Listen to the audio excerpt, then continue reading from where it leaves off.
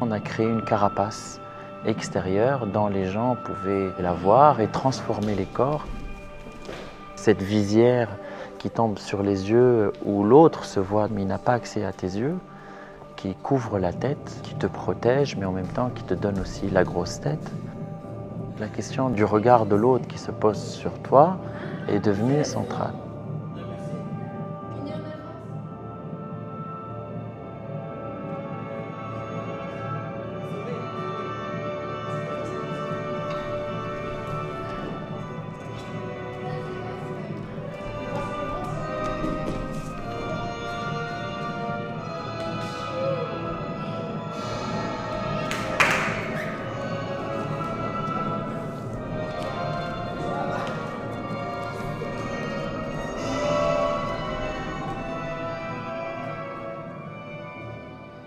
Dans le processus de création, il y a eu des moments où on a été jusqu'au fait de se prendre pour quelqu'un d'autre. Et on choisissait d'apparence d'être quelqu'un d'autre.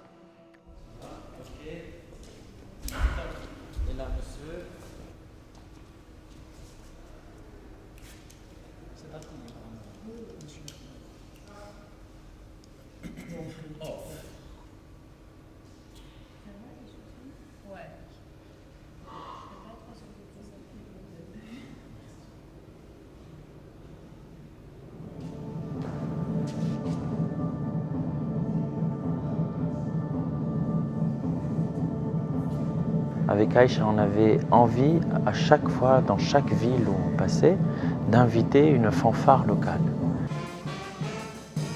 La fanfare, dans certaines cultures, elle donne des annonces. Elle annonce alors des nouvelles, qu'elles soient bonnes ou mauvaises. Et quand on arrivait dans une ville, on avait le besoin que les gens de la ville nous présentent à leur public. We are guests, but we need you to introduce us.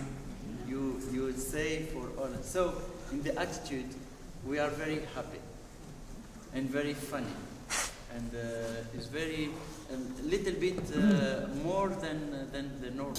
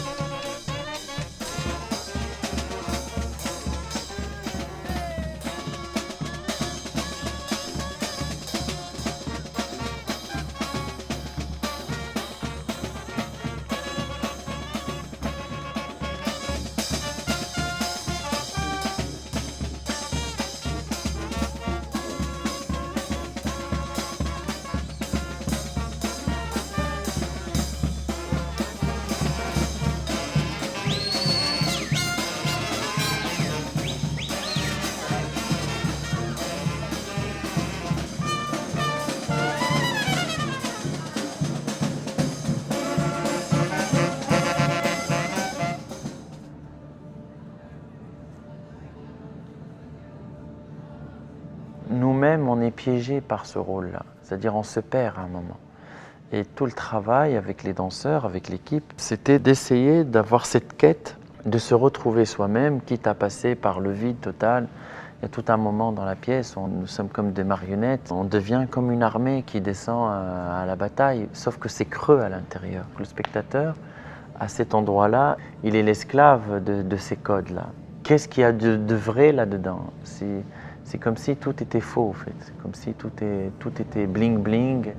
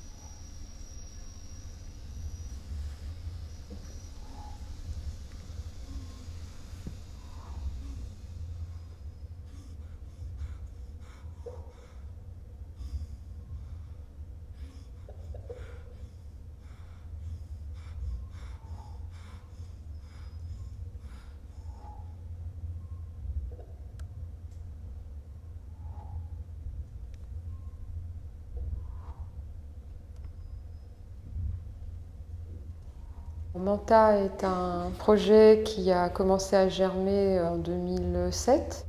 En France, on a été confronté au début des années 2000 à l'apparition du voile et à la polémique autour du port du voile, mais en tant que signe ostentatoire. Donc, tout le monde a appris le mot à l'époque ostentatoire. C'était bien pour tout le monde, mais pour moi, c'était un débat intéressant sur la laïcité, sur les lieux publics.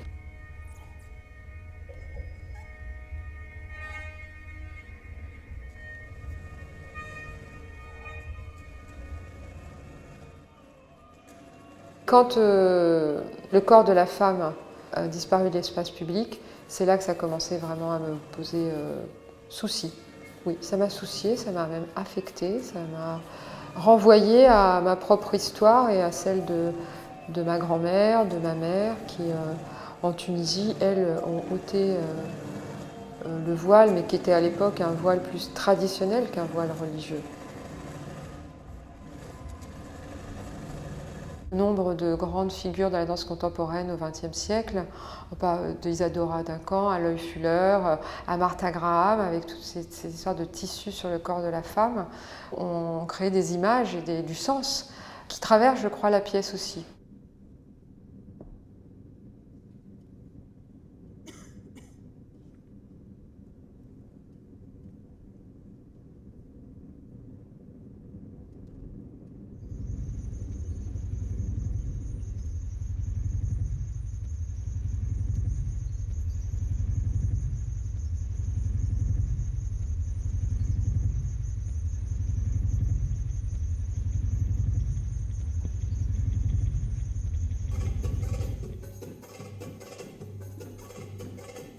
Ce qui a été passionnant dans cette aventure de Manta, c'est de conjuguer, de croiser différentes strates de questionnement, la religion, l'intime, de par ma propre histoire, le politique, de fait, et l'esthétique, l'artistique. Il ne s'agit pas de stigmatiser les femmes voilées. Moi, mon propos, c'était travailler sur cette disparition du corps et d'être plutôt sur la question du tabou, d'une érotisation aussi, de la dimension érotique, par le fait du cacher, du montrer, l'apparition, la disparition du corps, etc., que de dénoncer directement. Je pense que Manta est un spectacle qui permet de partager des questions qui étaient les miennes.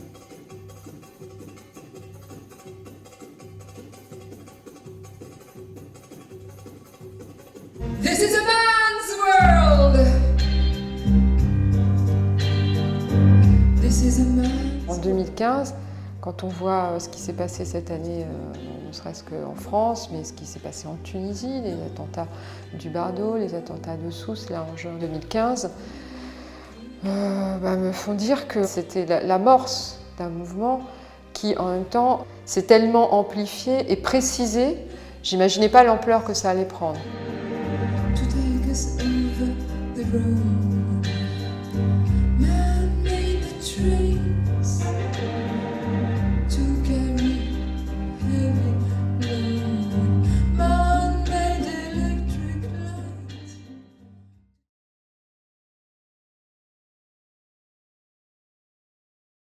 This talk presentation is inspired by the so-called Arab Spring. I have to say the so-called because the notion is so complicated. When the international media first used it, Russia was angry because it referenced the Spring of Prague, and as if we couldn't have anything of our own, just ours. But as soon as the counter-revolutions and disappointments set in, and the very same media outlets began to refer to the Arab winter, out of fight back, I decided to defend the notion of spring. More seriously, there has been much ink spilled on the uprising in Tunisia, Libya, Egypt, Yemen, Bahrain, and Syria, but in general, political scientists and political theorists have been very confused. I think that to a far extent they remain so. While it seems natural or predictable that the counter-revolution forces should seize power shortly after dictatorship have been unseated, this should not imply that the insurrection were pointless. or that they didn't impart change. This talk presentation argue that they did, and irreversibly.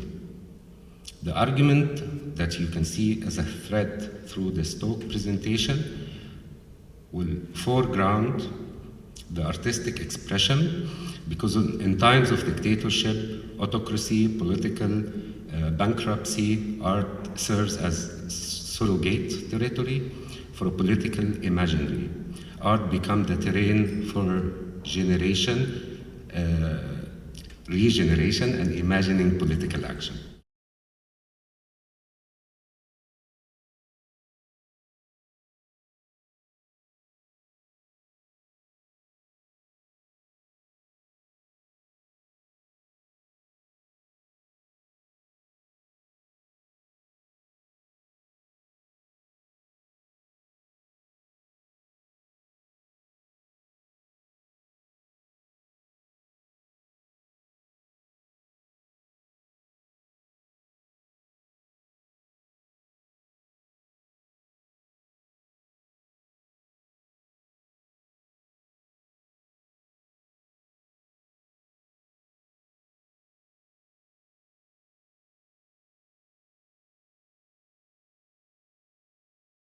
The people, when they are in Tahrir Square or in the Avenue Habib Bourguiba in Tunis or in these small protests in Syria, they know they are being seen and they document themselves. So documentation is part of the action, and it creates a third different space where they know that some people are watching and they are sharing this moment.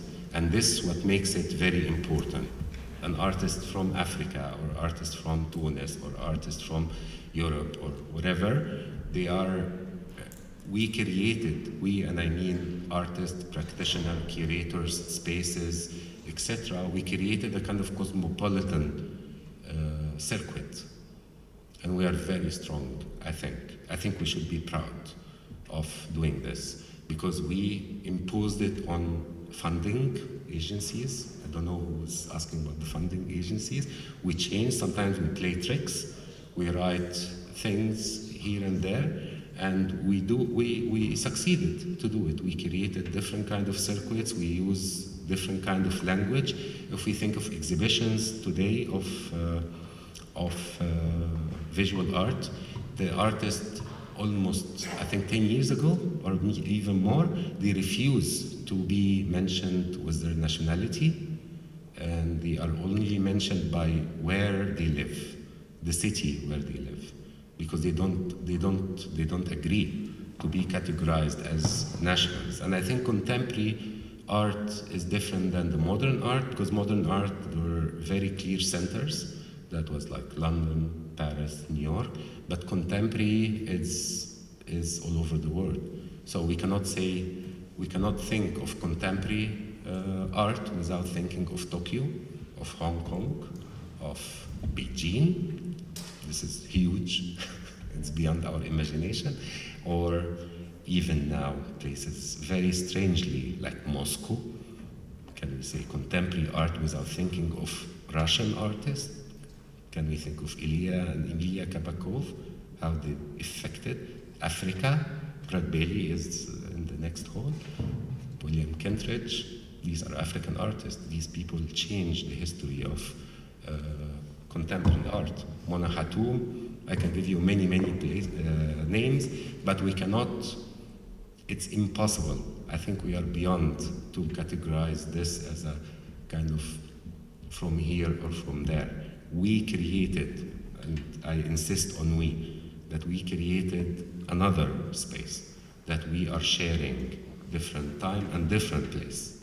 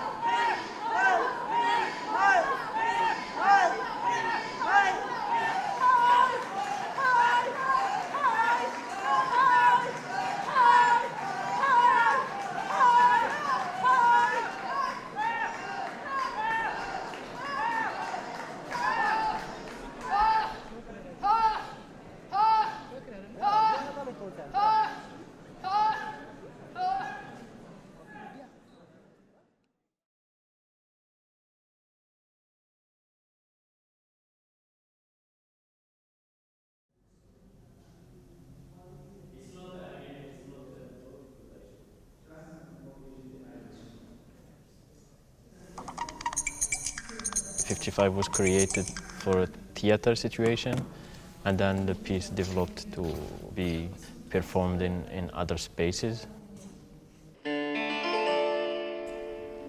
55 minutes. It's a research on functional movement. It's architectural concept from the modern movement, but also it's a relation to different kind of architecture and art and abstract art.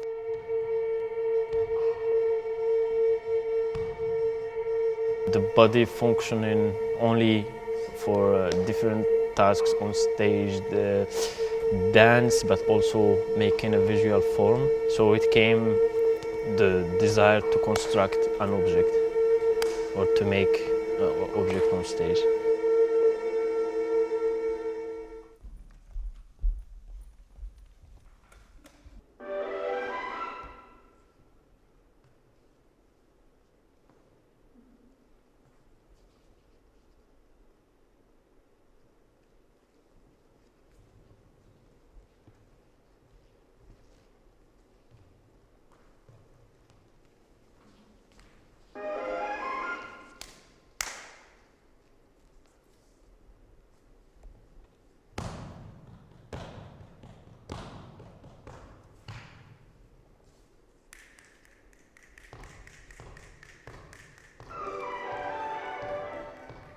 I invite people to come see my work as a work of art. Of course, it's hard to make the effort and see that because I am coming from Morocco or Arab country or whatever, and there is also references to that, but it's tools that I use to produce things.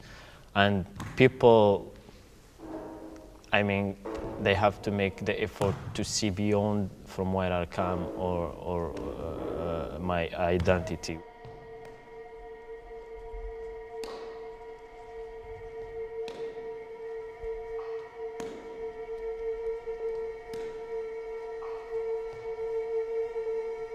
I have access to certain cultures or certain domains like dance or Arabic poetry or geometry in mathematics. I have access to some knowledge and I try to use them to produce.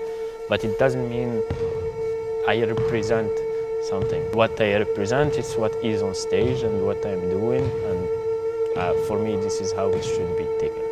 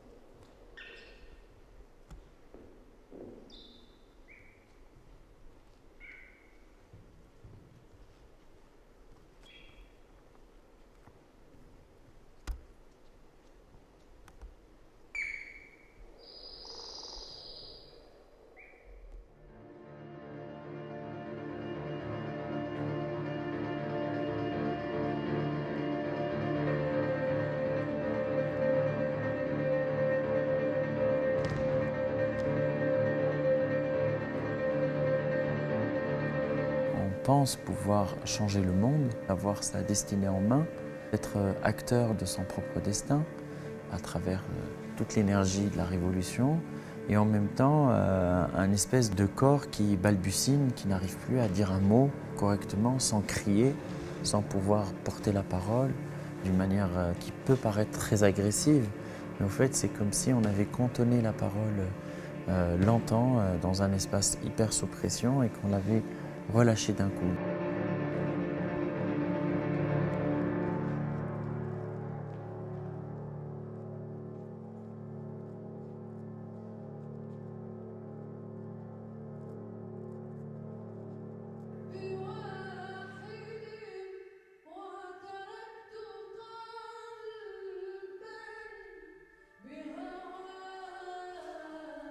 À quel moment on cède quelque chose de soi pour qu'on puisse aborder un projet en commun?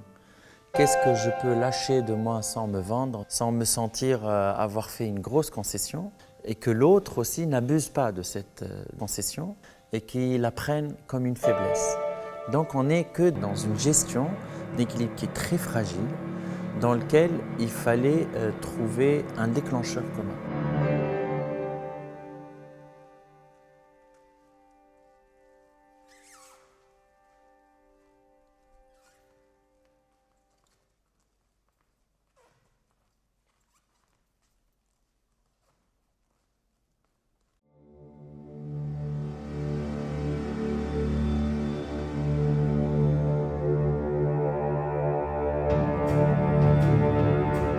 Pour nous, la Constitution, ça serait une partition musicale.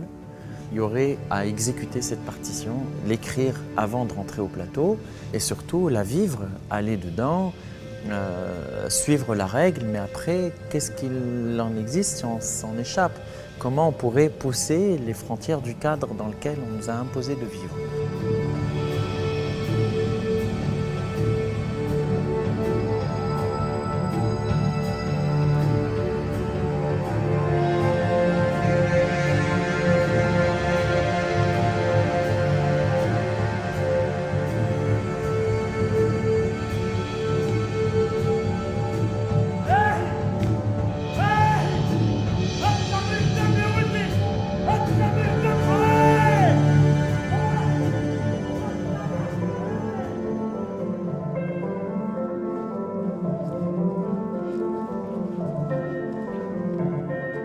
Comment intégrer des corps qui sont différents à cette histoire-là et les faire porter quelque chose qui est quelque part ambiant dans le monde, dans les sociétés civiles d'aujourd'hui. On essaye de créer l'unisson, on essaye de créer quelque chose qui est en commun à travers des singularités, des gens qui sont singuliers, qui reflètent à eux-mêmes un trajet de vie. C'est très difficile.